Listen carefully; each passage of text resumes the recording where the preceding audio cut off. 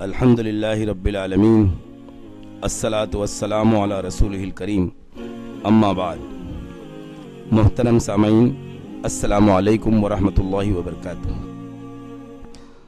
ہمارا education system ایک تیز رفتار میل کی طرح ہے جو بے تحاشا اور بے لگام دوڑی جا رہی ہے، جسے روکا نہیں جا سکتا.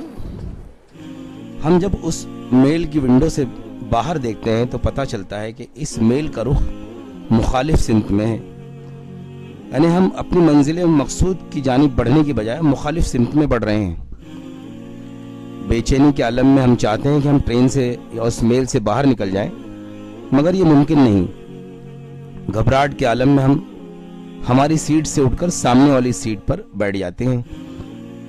باہر دیکھتے ہیں تو ہمیں محسوس ہوتا ہے کہ جو درخت اور کھیت اب تک آگے کی طرف جا رہے تھے اب پیچھے کی طرف جاتے نظر آ رہے ہیں.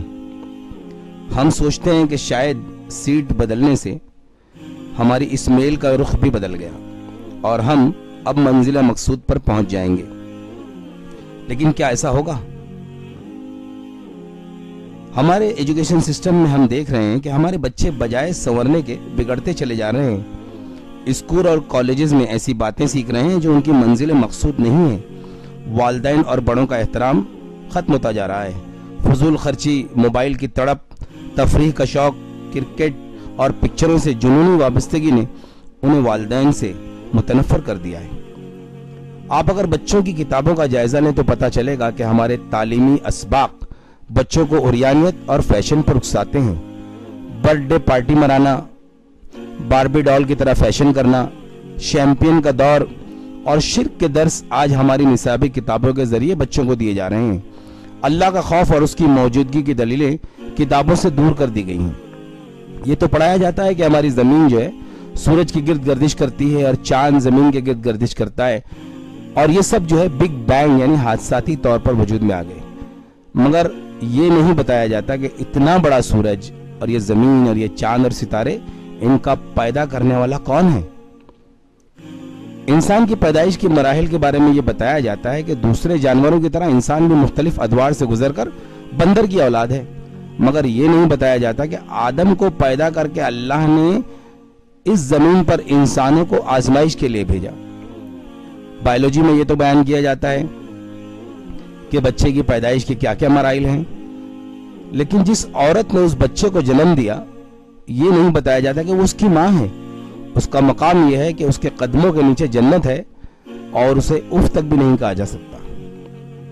الغرض نظام تعلیم سے اللہ کے تصور کو ہی خارج کر دیا گیا، اور ساتھ میں مختلف لوگوں کی تاریخ اور کارنامے اس طریقے سے بیان کیے گئے ہیں. مثلا Karl Marx, Darwin, Newton, Galileo کی تفصیلات ملتی ہیں، لیکن رہبر کائنات محمد رسول اللہ صلی اللہ علیہ وسلم، عیسیٰ ابن مریم، موسیٰ ابن عمران کے بارے میں قطعی کوئی ذکر نہیں ہے. ایسا محسوس ہوتا ہے کہ یہ لوگوں کے افسانے صرف کہانیاں تھیں. آپ سوچئے جب اللہ اور ہمارے رسول صلی اللہ علیہ وسلم کو نظام تعلیم سے نکال دیا جائے گا تو پھر وہ نظام تعلیم آخرت کا تصور کیسے پیدا کر سکتا ہے؟ میرے بھائیوں اور بہنوں، ہمارے نظام تعلیم ہمارے بچوں کو الحاد اور کفر اور نفس پرستی کی طرف لے جا رہے ہیں، اور آج ہم اس ایجوکیشن سسٹم کو قبول کرنے پر اسی طریقے سے مجبور ہیں جس طرح اس تیز رفتار ٹرین کے مسافر مجبور تھے. یاد کیجئے آج سے 1400 سال پہلے عرب کے اس بگڑے ہوئے معاشرے میں اللہ کا جو سب سے پہلا حکم نازل ہوا تھا وہ کیا تھا؟ وہ تھا اقرا یعنی پڑھ.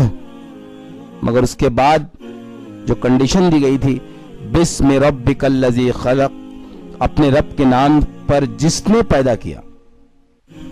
اللہ نے دنیا بنائی اور انسان کو خلیفہ بنایا، اس کی رہنمائی کے لیے نبیوں اور رسولوں کو بھیجا، ان پر کتابیں اور صحیفے نازل کیے تاکہ یہ دنیا علم و ہدایت کا گہوارہ بنے. محمد رسول اللہ صلی اللہ علیہ وسلم کو آخری نبی بنا کر بھیجا گیا، وحی کا اتمام ہوا. اب علم و ہدایت کی روشنی کو مزید پھیلانے کی ذمہ داری امت مسلمہ کے سپرد کر دی گئی. ایک مکمل ایجوکیشن سسٹم قرآن و حدیث کی روشنی میں ہم کو دے دیا گیا. بالعموم پوری دنیا اور بالخصوص ہندوستان میں اللہ نے علماء حق کے ذریعے ہم تک اسلام کی روشنی پہنچائی اور یہ سلسلہ قیامت تک انشاءاللہ چلتا رہے گا. इसी सिलसिले की कोशिश थी कि जनवरी सन 2010 में बम्बई में इकरा स्कूल का क़याम अल्लाह के फजल करम से अमल में आया। फिर ये रोशनी के चिराग कुफ्र, शिर्क और इल्हाद के अंधेरों में टिमटिमाने लगे। सन 2011 में मजगांव से आगे बढ़कर मुंबई के मुख्तलिफ शहरों में इल्म के छोटे छोटे चिराग रोशन हुए और बस्तियां इल्म से मुनव्वर होने लगी। साकिनाका, कुर्ला, माहिम, अंधेरी, मीरा रोड, मलाड के साथ नेरुल, तलोजा, कलम्बोली और खारगर भी इल्म से फैज़याब हुए। मुमरा, भिवंडी, कल्याण, पड़गा, नेरल के अंधेरे इसी इल्म की रोशनी से उजालों में बदल गए। अल्लाह का ये नूर भूखों से बुझाया न जा सका। सन 2012 में चार मीनार और इस्लामी तहजीब के शहर हैदराबाद में इल्म की रोशनी बंदागुड़ा, मेहदीपट्टनम, बारकस, सिकंदराबाद और महबूब नगर में फैल गई। मुंबई से कारवां रवां दवां रहा और मुख्तलिफ मुस्लिम आबादियों जैसे मालेगांव, धुलिया, नासिक, औरंगाबाद, पैठन, शोलापुर, पुणे, कोकन में महासला, रोहा, चिपलून, रत्नागिरी और धापोली में इल्म के चिराग रोशन हुए। कश्मीर की खूबसूरत वादियों की रंगीनियां उस वक्त तक नामुकम्मल थी जब तक वहां पर अल्लाह की किबरियाई की सदा बुलंद न हो। इकरा ने सन 2012 में बाग महताब, कनिहामा, लेतपुरा, हबक, डोडा, बदरवा और किश्तवाड़ में तौहीद की सदा बुलंद की। कर्नाटक में मैंगलोर, पुत्तूर, गुलबर्गा, कमर कॉलोनी और तमिलनाडु में चेन्नई, कोयम्बतूर, अदिरामपट्टनम, मदुराई, तिरुनेलवेली, दिल्ली में बटला हाउस, शाहीन बाग और जाकिर नगर और उत्तर प्रदेश में वाराणसी, भेलुपुर, मदनपुरा, दैनिक जागरण और बिहार में रूपसपुर, खातूपुर, बिलारी, चेक-हमीद और किशनगंज में इल्म के चिराग जलने लगे। मकसद यही था कि अल्लाह का ये नूर जल्द से जल्द पूरी दुनिया में फैल जाए। मेरे भाइयों और मेरी बहनों, औलाद अल्लाह की बहुत बड़ी नेमत है। वो सिर्फ न दुनिया में बल्कि आखिरत में भी हमारे लिए सदका जारिया है। हम और आपकी जिम्मेदारी है कि हम अपने बच्चों को समझें, उन्हें घर पर अपने वक्त का एक अहम हिस्सा दें। उन्हें आजकल की मौजूदा बुराइयों, केबल टीवी और नेट से बचाना हमारी जिम्मेदारी है। वालिदैन, असातिज़ा और स्कूल मिलकर ही अच्छी और मुकम्मल तरबियत कर सकते हैं। अगर आज हम चाहते हैं कि हमारा बच्चा कामयाब तरीन जिंदगी गुजारे तो उसे न सिर्फ अच्छी दुनियावी तालीम बल्कि सही दीनी तालीम की भी अशद ज़रूरत है। हमारी मौजूदा किताबें और एजुकेशन सिस्टम शिरकी अकायद, बेहयाई की तरगीब और गुनाहों का रुझान और बच्चियों को गुमराह करने में अहम रोल अदा कर रहे हैं। यही वजह है कि इकरा ने न सिर्फ स्कूलों की तरफ तवज्जो दी बल्कि अपने निसाब में दुनिया इस्लाम की मशहूर यूनिवर्सिटियों में से मक्कतुल मुकर्रमा और मदीना इस्लामिक यूनिवर्सिटी के निसाब को भी शामिल किया। इसी तरह एकेडमिक सब्जेक्ट में जो शिर्क, बिदात और बेहयाइयाँ थी उसको पाक करके NCERT के मुताबिक अलहदा एक निज़ाम तालीम बनाया। इंशाअल्लाह सन 2017 से इकरा ने इस्लामिक स्कूल के साथ साथ क्लासेस जो पेस मॉडल है वो शुरू कर रही है, जिसमें 8, 9, 10 और 11, 12 के बच्चों की कोचिंग क्लासेस होगी। इसमें बच्चे स्कूल में और कॉलेजेस में IIT के एंट्रेंस एग्जामिनेशन, JEE, CET और मेडिकल के एंट्रेंस एग्जाम की तैयारी करेंगे और उन्हें कोई अलग से स्कूल और कॉलेजेस की जाने की जरूरत महसूस नहीं होगी। अगर हम चाहते हैं कि हमारे नौनिहाल एक अच्छे मुसलमान डॉक्टर और इंजीनियर बनने के साथ आलिम और इमाम बने और हमारी बच्चियां एक अच्छी मुअल्लिमा और डॉक्टर के साथ आलिमा और फाजिला में हो, तो हमें अपने स्कूलों के साथ ऐसे कॉलेजेस और यूनिवर्सिटी बनानी होगी जो बेहयाई और शिर्क से पाक हो, जहां हिजाब की पाबंदी हो, बच्चों और बच्चियों को तालीम के साथ उनकी तबीयत का भी मुकम्मल इंतजाम हो। मगर अफसोस की बात यह है कि आज़ादी के 70 साल बाद भी हिंदुस्तान में बसने वाले हम करोड़ों मुसलमान अपनी एक भी सही यूनिवर्सिटी नहीं बना सके जिसमें इस्लामी कदरों का ख्याल रखा गया हो। 70 स्कूलों और 3 कॉलेजों के क़याम के बाद अल्हम्दुलिल्लाह 15 अगस्त सन 2015 को मुंबई, हैदराबाद और कश्मीर में इकरा ने यूनिवर्सिटी बनाने का अज़्म किया। बंबई के करीब खरडी रेलवे स्टेशन के पास एक यूनिवर्सिटी की बुनियाद रख दी गई। अल्हम्दुलिल्लाह उसके कानूनी मराहिल हल कर लिए गए। जगह और बाउंड्री के साथ NA का काम भी शुरू किया गया। इंशाअल्लाह अनकरीब इकरा रेसिडेंशियल स्कूल और कॉलेज का क़याम अगले साल होने जा रहा है, जहां पर बच्चे मंडे से लेकर फ्राइडे तक स्कूल में ही क़याम पजीर होंगे, वहीं रहेंगे और सैटरडे एंड संडे वो घर पर वापस आएंगे।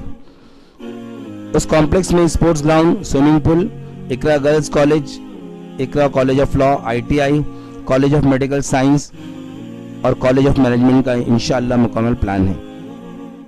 अगर हम चाहते हैं कि हमारे बच्चों में کوئی امام بخاری کی طرح، کوئی امام ابو حنیفہ رحمۃ اللہ علیہ کی طرح، اور کوئی امام ابن تیمیہ رحمۃ اللہ علیہ کی طرح بنے، کوئی صلاح الدین ایوبی پیدا ہو، اور کوئی بچی حضرت عائشہ صدیقہ اور حضرت فاطمہ رضی اللہ تعالیٰ عنہما کے کردار کی حامل ہو، تو ہمیں آج اپنے اختلاف کو بھلا کر اپنے بچوں کے ذہن میں پیدا ہونے والی ان موجوں کو ایک ایسے سمندر کے سپرد کرنا ہوگا جہاں پر وہ ایک طوفان کا رخ اختیار کر لیں، جو امت پر چھائے ہوئے خش و خاشاک اور گرد غبار کو اڑا دیں۔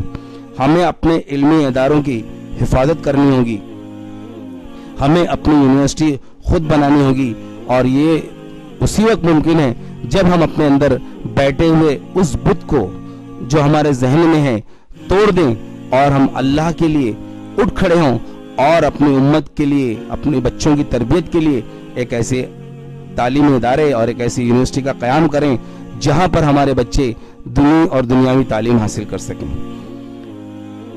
یہ بت کے تراشیدہ تہذیب نبی ہے، غارت گرے کاشانہ دین نبوی ہے، بازو تیرا توحید کی قوت سے قوی ہے، اسلام تیرا دیس تو مصطفی ہے، نظار اے دیرین زمانے کو دکھا دے، اے مصطفی خاک میں اس بت کو ملا دے۔ وآخر دعوانا الحمدللہ رب العالمین۔